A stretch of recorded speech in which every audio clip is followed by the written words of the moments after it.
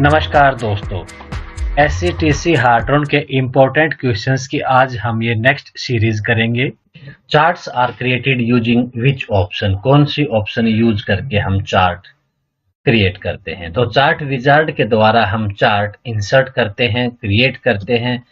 To enter the current date, कि हम current date डालते हैं जब किसी सेल में, उसके लिए क्या प्रेस किया जाता है, which is to be pressed. तो इसके लिए शॉर्टकट की होती है, हमें करंट डेट डालनी हो या करंट टाइम डालना हो। तो करंट डेट के लिए ऑप्शन होती है कंट्रोल प्लस सेमीकोलन, और करंट अगर टाइम डालेंगे तो control plus shift plus semicolon. तो ये करंट टाइम के लिए होती है और करंट डेट के लिए कंट्रोल प्लस सेमीकोलन होती है।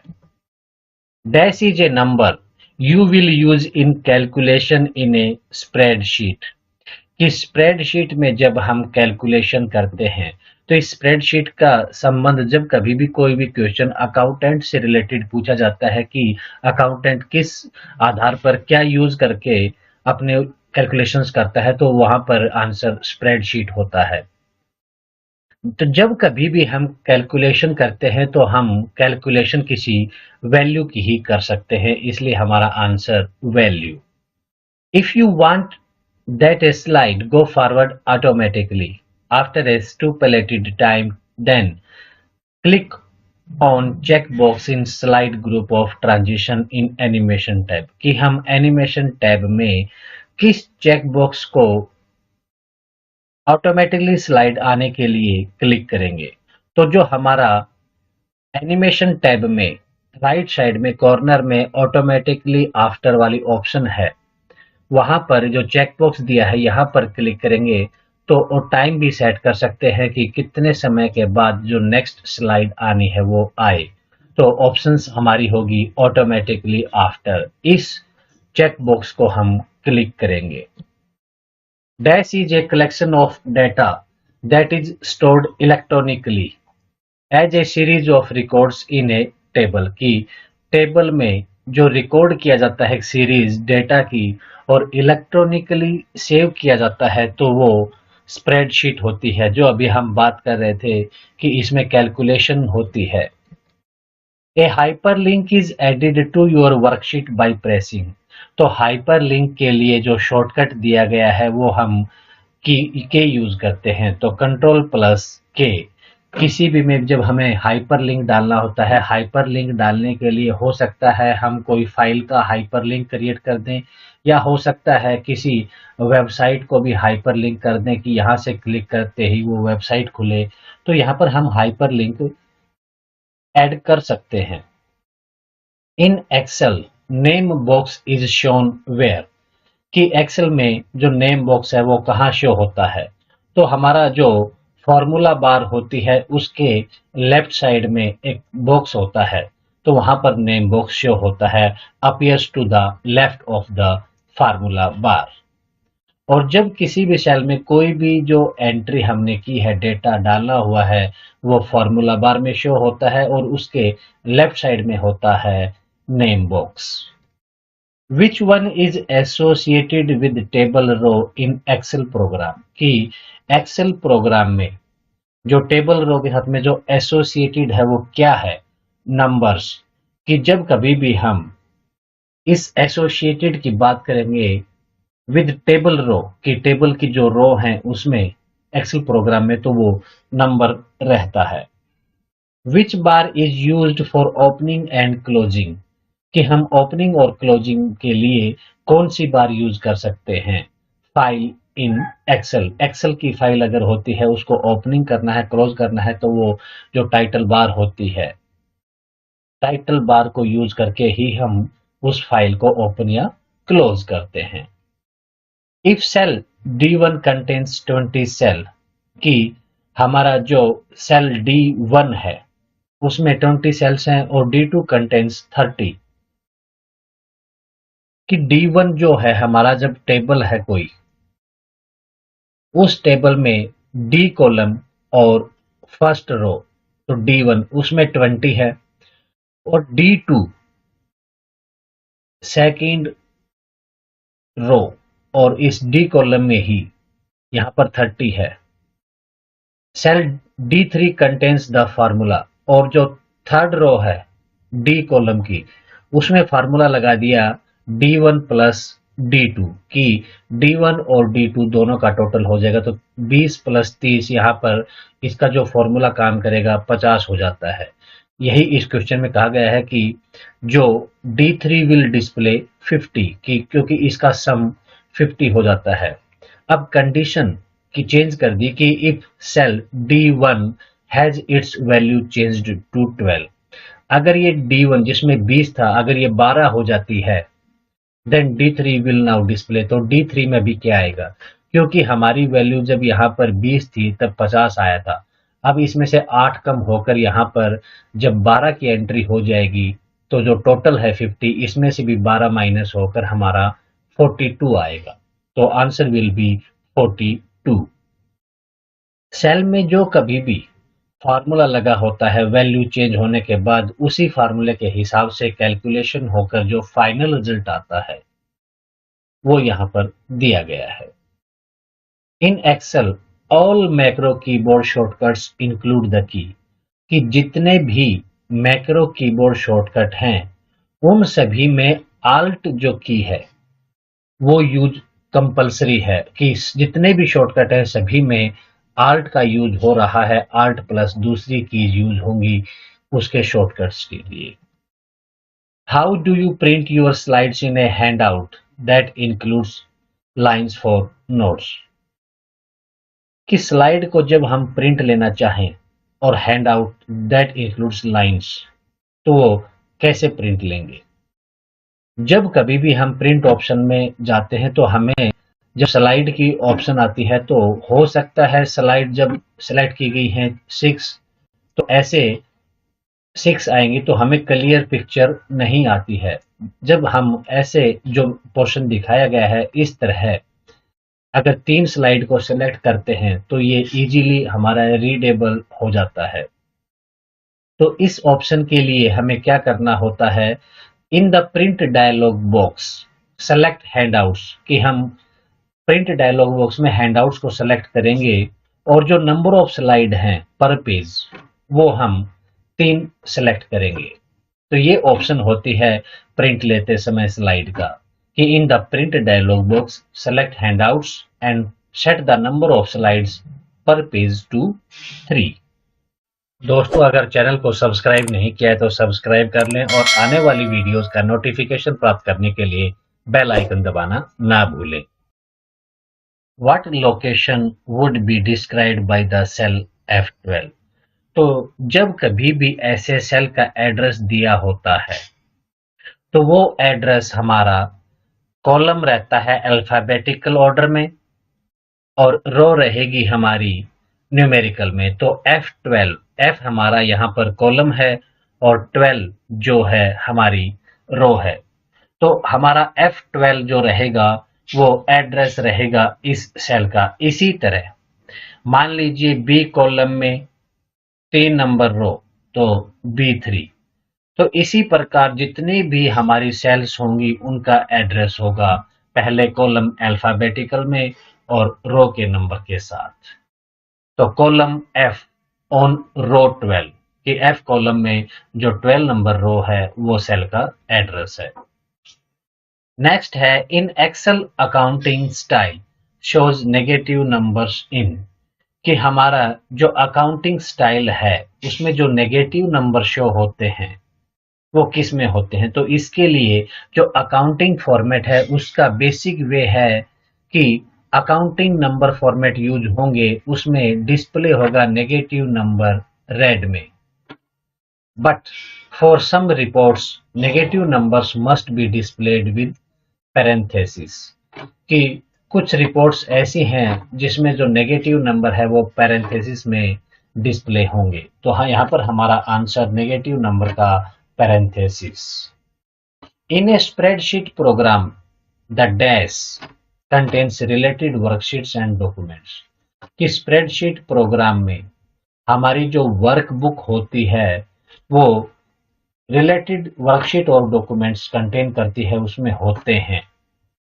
Name toggle keys.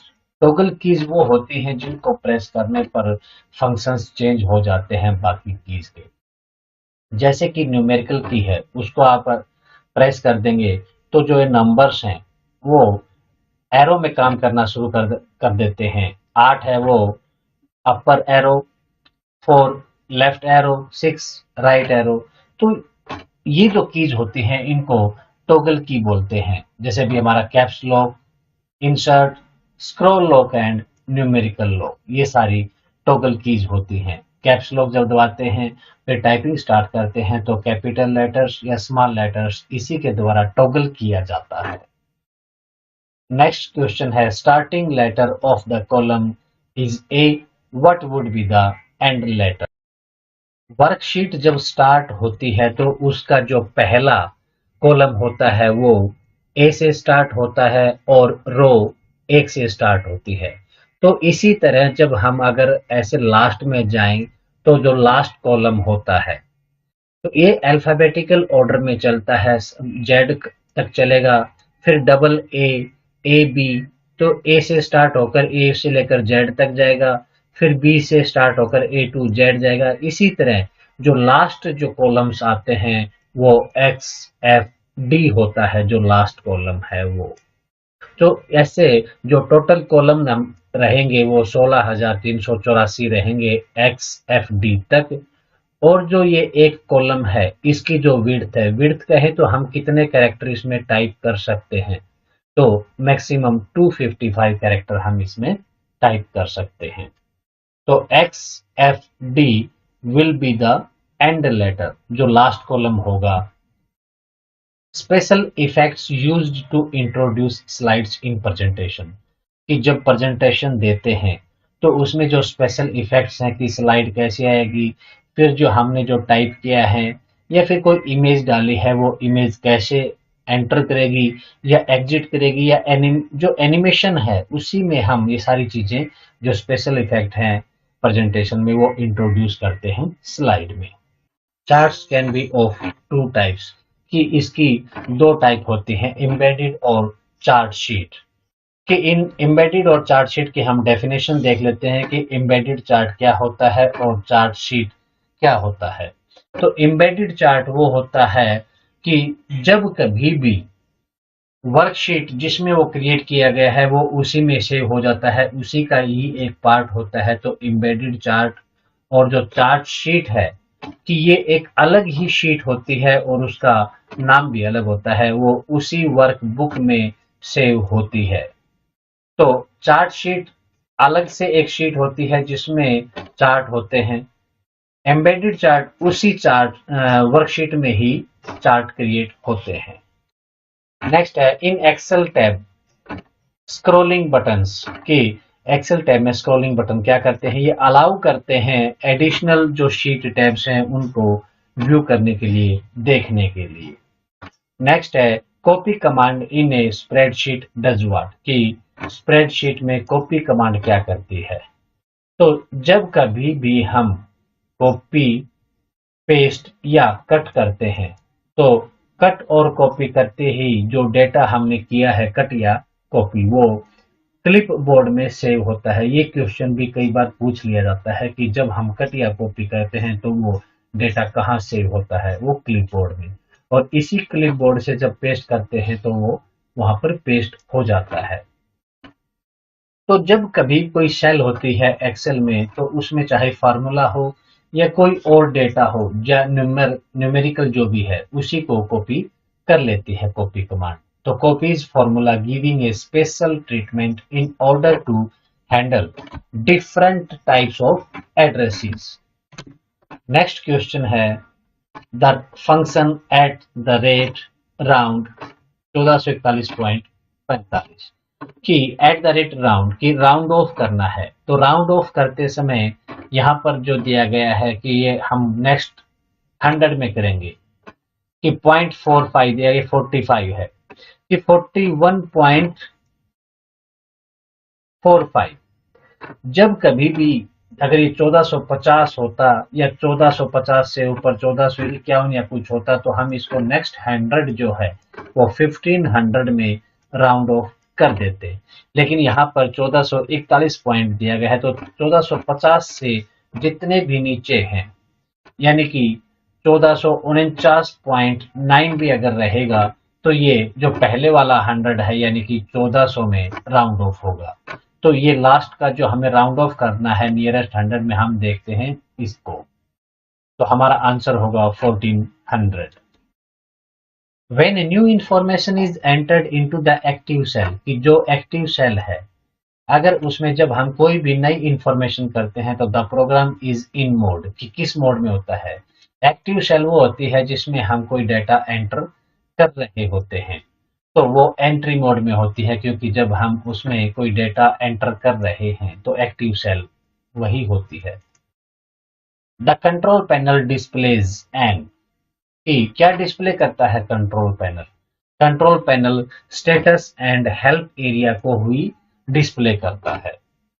हमारा नेक्स्ट क्वेश्चन है, टू प्रिंट ए वर्कशीट, एक वर्कशीट को प्रिंट करने के लिए हम वन मस्ट क्या करना चाहिए कि specify the range of cells, कि जब कभी भी हम वर्कशीट में सेलेक्ट करते हैं किसी एरिया को शिफ्ट और एरो या माउस का बटन दबाकर, तो वर्कशीट तो वैसे पूरी है, लेकिन हमें जो प्रिंट करना है हम उतने एरिया को, जैसे यहाँ सेलेक्ट किया है हमने इतने एरिया को, कि हमें इतने का ही प्रिंट चाहिए, तो जितना एरिया हमने सेलेक्ट किया है इसको हम रेंज बोलते हैं।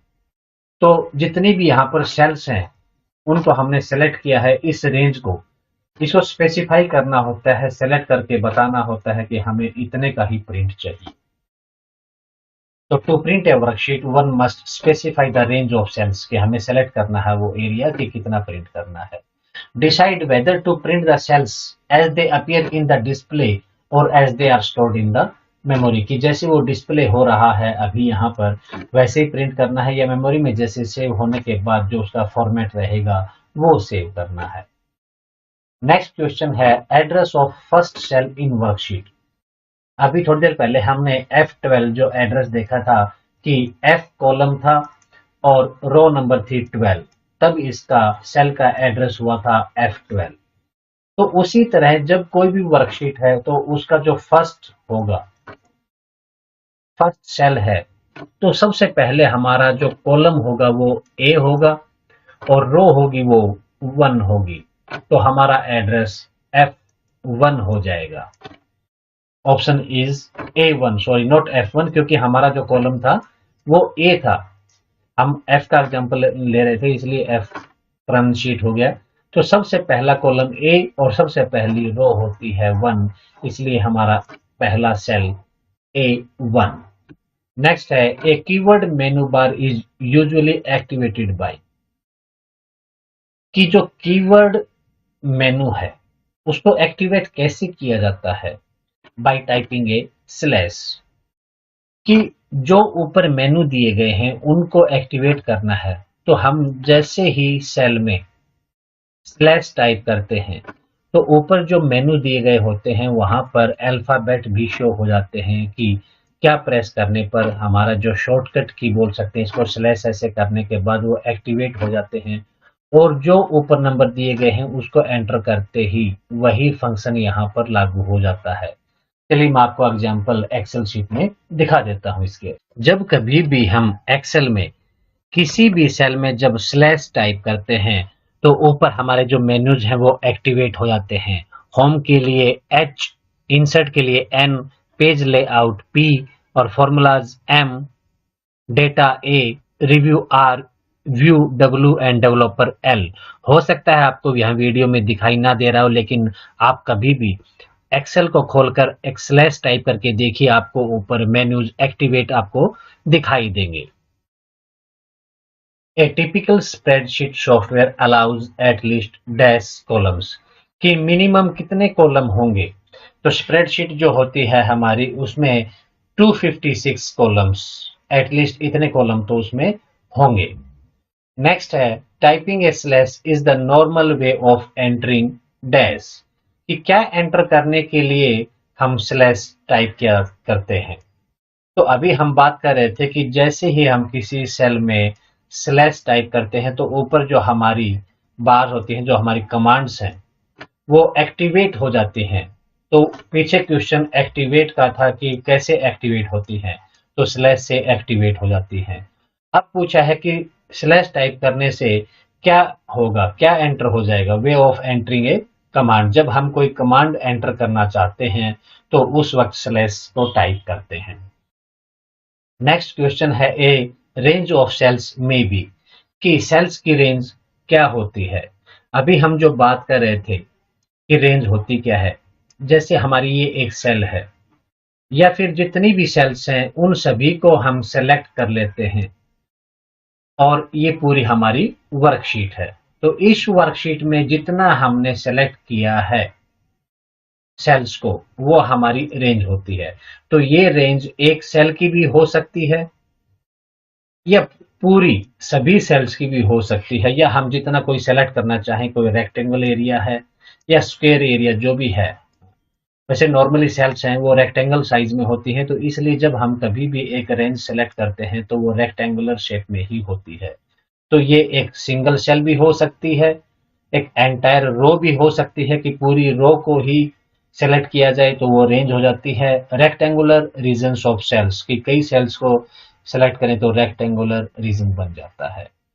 If name profit is assigned to cell D5, तो हमारा डी कॉलम और 5 नंबर जो रो है वहां पर अगर वो प्रॉफिट असाइन किया जाता है तो then the value of D5, कि ये इसका एड्रेस है और ये प्रॉफिट बताया इसने कि ये D5 है, ये प्रॉफिट है।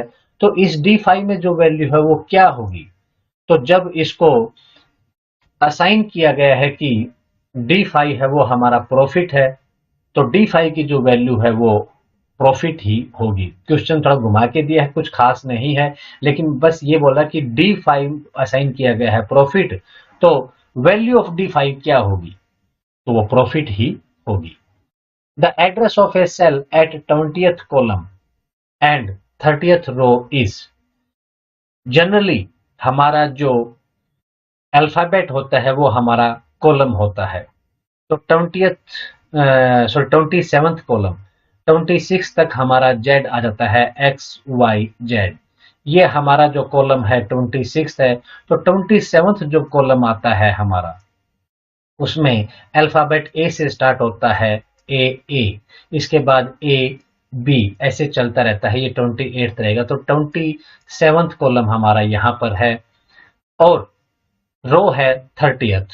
तो ए हमारा कॉलम और 30th रो है हमारा एड्रेस। पहले हम कॉलम लिखते हैं अल्फाबेट में और फिर लिखते हैं नंबर। तो हमारा जो 27th कॉलम और 30th रो रहेगी वो AA30 रहेगी।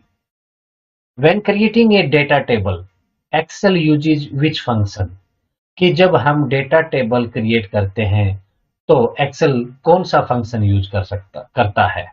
तो जब हम डेटा टेबल बनाते हैं तो हमें टेबल का ही यूज करना होता है।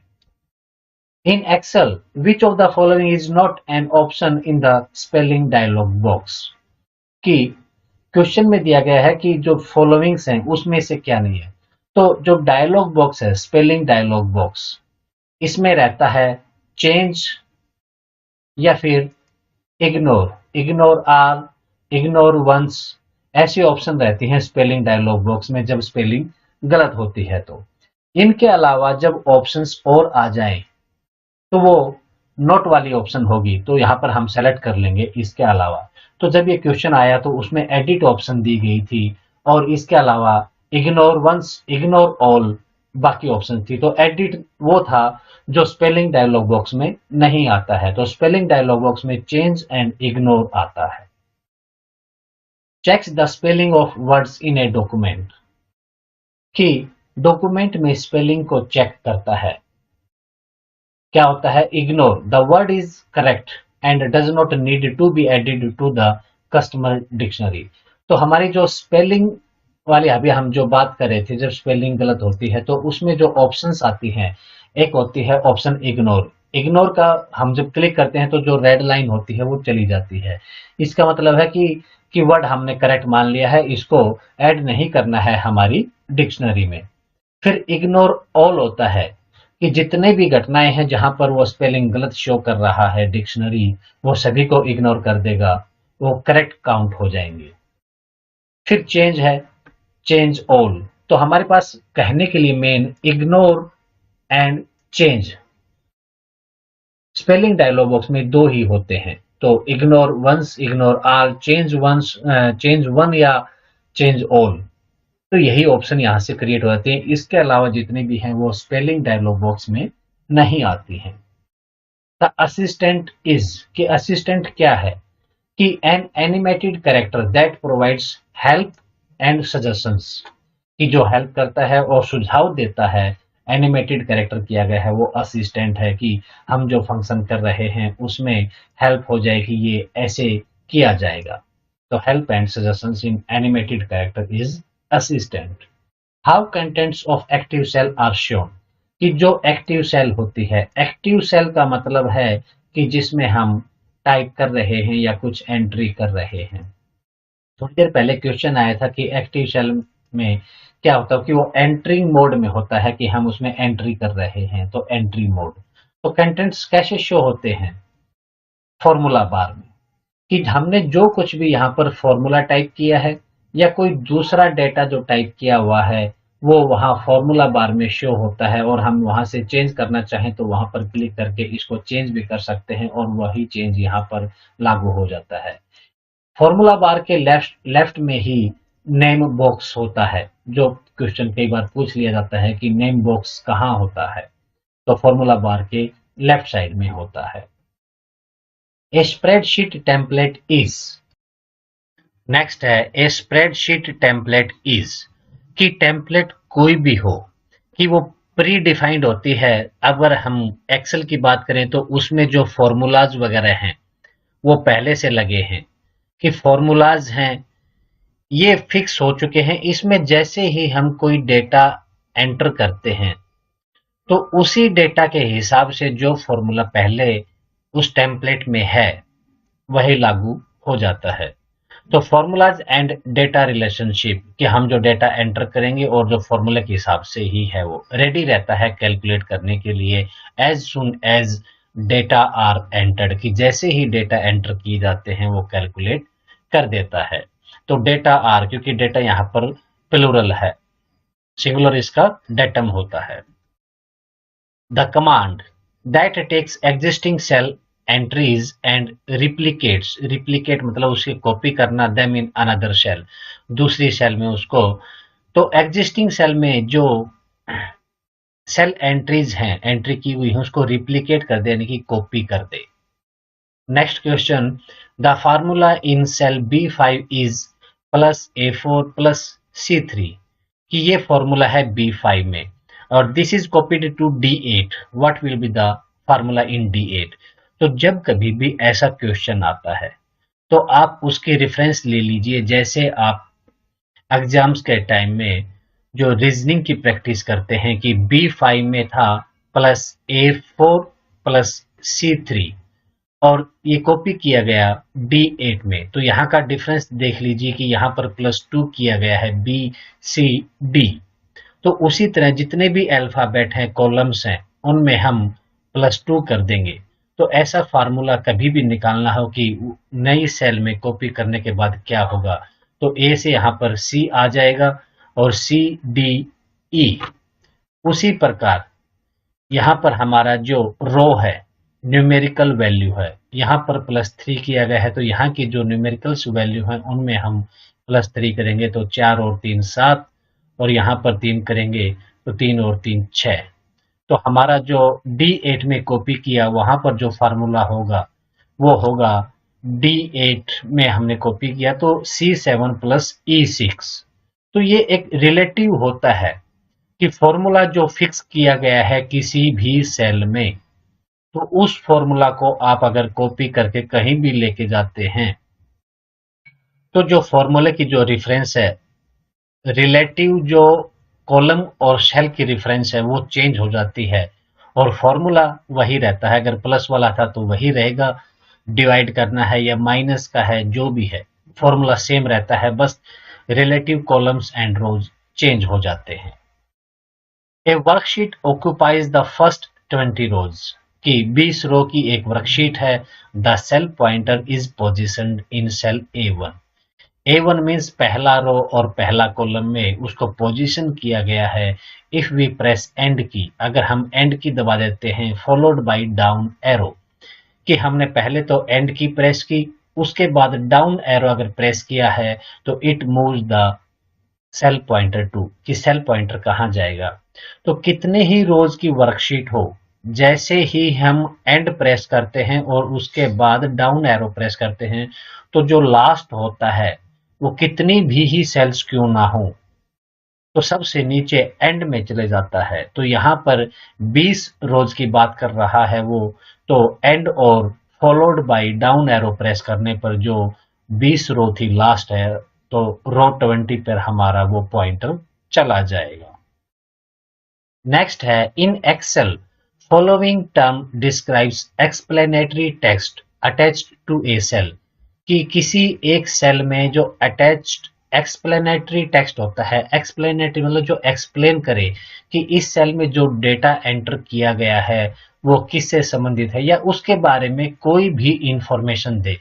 तो यहाँ हमारे कॉर्नर में एक टिक मार्क सा लगा होता है, जैसे ही हम इसके ऊपर पॉइंटर ले जाते हैं तो ये शो कर देता है जो इसके बारे में ये कुछ कहा गया हो, तो इसको हम कहते हैं कमेंट, कि इसके बारे में कुछ भी बताया गया है। तो ये एक्सप्लेनेटरी टेक्स्ट है, इसका शॉर्टकट भी होता है। What happens when you press the control plus V key, हम पहले बात कर चुके हैं कट, कॉपी और पेस्ट। तो जैसे ही हम कट कॉपी करते हैं तो हमारा क्लिप बोर्ड में वो डेटा सेव हो जाता है, और उसके बाद जो ही हम उसको पेस्ट करते हैं तो वही क्लिप बोर्ड से पेस्ट हो जाता है। तो इसका shortcut control plus V paste होता है। तो the selected item is pasted from the clipboard, कि क्लिप बोर्ड से हमारा जो आइटम है सेलेक्ट किया गया था, जिसको कॉपी किया था या कट किया था, वो पेस्ट हो जाता है। MS Excel offers different charts type, कि चार्ट्स की टाइप हमने देखा था एम्बेडेड और चार्ट शीट दो होती हैं, लेकिन कितने टाइप्स के, कितने डिफरेंट टाइप्स हैं, उसको कितने तरीके से क्रिएट किया जा सकता है, वो 11 हैं। Values entered in a cell are, कि किसी भी सेल में हम जो वैल्यू डालते हैं वो क्या होती है, वो ऑप्शंस दी गई है उसी के हिसाब से हम इसको सेलेक्ट करेंगे, क्योंकि इसका डायरेक्ट आंसर नहीं होता है। पहले के क्वेश्चन में जब ऑप्शन दी गई थी तो उसी में से जो राइट अलाइंड थी वो ऑप्शन सही बैठती थी, इसलिए हमने इस क्वेश्चन को यहाँ लिया है कि जो एग्जाम में पूछा गया था तो बाकी ऑप्शंस होंगी उससे अलग, और जो सेल से रिलेटेड है कि वो राइट अलाइंड होती है। जब कभी भी हम सेल में कोई एंट्री करते हैं तो वो राइट साइड में अलाइंड रहती है। उसके बाद हम सेलेक्ट करके उसको सेंटर या लेफ्ट में भी अलाइन कर सकते हैं। तो जो डिफॉल्ट होती है वो राइट अलाइंड होती है। In Excel you can zoom a worksheet, एक वर्कशीट को जूम करने की जो ऑप्शंस दी गई हैं, कि जब हम कभी जो प्रिंट कमांड है तो वहां से भी हम जूम कर सकते हैं। तो with the zoom command on the view menu से भी हम जूम कर सकते हैं एक्सेल को। With the mouse pointer in print preview में जो माउस पॉइंटर है उससे भी जूम कर सकते हैं, और जो प्रिंट प्रीव्यू टूल बार है वहां से भी जूम बटन है, वहां जूम लिखा रहता है, तो उसी से हम इसको एक्सेल को जूम कर सकते हैं। नेक्स्ट क्वेश्चन है in Excel if you press dash the cell accepts your typing as its contents, जब किसी सेल में हम कुछ टाइप कर रहे होते हैं तो उसके बाद जैसे ही एंटर प्रेस कर दिया जाता है तो वो सेल इन डेटाज को ले लेती है। तो accepts your typing as its contents, तो एंटर प्रेस करने पर ऐसा होता है। In Excel the keyboard shortcut, वो कीबोर्ड शॉर्टकट बटन्स और button to be pressed for creating a chart from the selected cell, कि जो सिलेक्टेड सेल्स हैं उनमें जो डेटा है, जो वैल्यूज हैं और जो सेलेक्ट की गई हैं, उन्हीं से जब हम चार्ट बनाना चाहें तो क्या शॉर्टकट की यूज करेंगे। उस वक्त शॉर्टकट की होती है हमारी F11। इसको यूज करके जो सिलेक्टेड सेल्स हैं उनसे हम चार्ट क्रिएट कर सकते हैं। Important shortcuts used in MS Excel. तो कई बार शॉर्टकट भी पूछ लिया जाता है कि इस फंक्शन के लिए शॉर्टकट क्या होगा। तो कुछ एक को हम यहाँ पर जो इंपॉर्टेंट है उनको डिस्कस कर लेते हैं। कंट्रोल सी, जो हम कॉपी करते हैं to copy cells that are highlighted, कि हमने कुछ एरिया सेलेक्ट कर लिया है, हाईलाइट उसी को बोला गया है, तो उसको वो कॉपी कर लेता है control C. Control V paste होता है, कंट्रोल एक्स कट करना होता है, कंट्रोल जेल जेड जो हमने एक्शन किया है उसको वापस चेंज करना। तो कंट्रोल एन होता है जब हम नई कोई वर्कबुक खोलना चाहें तो कंट्रोल एन शॉर्टकट यूज करते हैं। कंट्रोल ओ, जो वर्कबुक हमने कोई सेव की है और उसको ओपन करना चाहते हैं तो कंट्रोल ओ शॉर्टकट की यूज की जाती है। कंट्रोल एस, ये वर्ड में हो एक्सेल में हो, तो कंट्रोल एस जब सेव करते हैं तो जो फाइल हमने खोल रखी है, वर्कबुक खोल रखी है, तो वर्कबुक को सेव करता है। Control A, to select all the contents in a workbook, जो हम पेज खोलने बैठे हैं या जो फाइल हमने खोल रखी है, वहां पर जब कंट्रोल ए शॉर्टकट की जो है हम प्रेस करते हैं तो वो पूरा एरिया जो कंटेंट उसमें है उसको सेलेक्ट कर लेता है। कंट्रोल बी, कि to turn highlighted cells bold, कि जो एरिया हमने सेलेक्ट किया है उसको हम जब बोल्ड करना चाहते हैं तो कंट्रोल बी। तो कंट्रोल बी बोल्ड करने के लिए होता है, कंट्रोल आई इटैलिक के लिए, और कंट्रोल यू जो एरिया हमने सेलेक्ट किया है उसको अंडरलाइन कर देता है। तो ये शॉर्टकट्स हैं। इसके अलावा कुछ एक शॉर्टकट्स और हैं जो हमें ध्यान में रखने हैं। कंट्रोल F2, कि जब कभी भी किसी भी सेल में जो कमेंट है और वो इस कॉर्नर में यहाँ शो होता है, इस पे जैसे ही हम पॉइंटर ले जाते हैं यहाँ पर वो शो कर देता है कमेंट कि उसके बारे में क्या लिखा है। तो जब कभी भी इसको एडिट करना हो या कमेंट डालना हो तो shift plus F2। Control F होता है कि जब किसी भी चीज को हमें फाइंड करना है कि कोई पर्टिकुलर कोई वर्ड, कंट्रोल F दबाने से जो फाइंड ऑप्शन आती है, हमें पर्टिकुलर वर्ड चाहिए, तो जैसे अभी वर्कशीट हमें चाहिए तो उसको हम टाइप करेंगे तो वो सर्च कर देता है उस पर्टिकुलर डॉक्यूमेंट में। तो जब हम वर्कबुक की बात करें तो to search for anything in a workbook, जब वर्ड की फाइल में हम कंट्रोल F करेंगे, सर्च करेंगे, तो यहाँ पर उस वक्त एमएस जो ऑफिस में हमारा वर्ड का है उसमें सर्च करेगा। वर्कबुक की बात करें तो वर्कबुक में सर्च करेगा। कंट्रोल F सर्च ऑप्शन के लिए होता है। फिर होता है H, कंट्रोल H जैसे ही प्रेस करते हैं to find and replace cell contents, कि वो फाइंड भी करेगा और साथ में जो रिप्लेस करना है, और रिप्लेस विद ऑप्शन आती है उसमें कि आपको जो रिप्लेस करना है वो किसके साथ में करना है।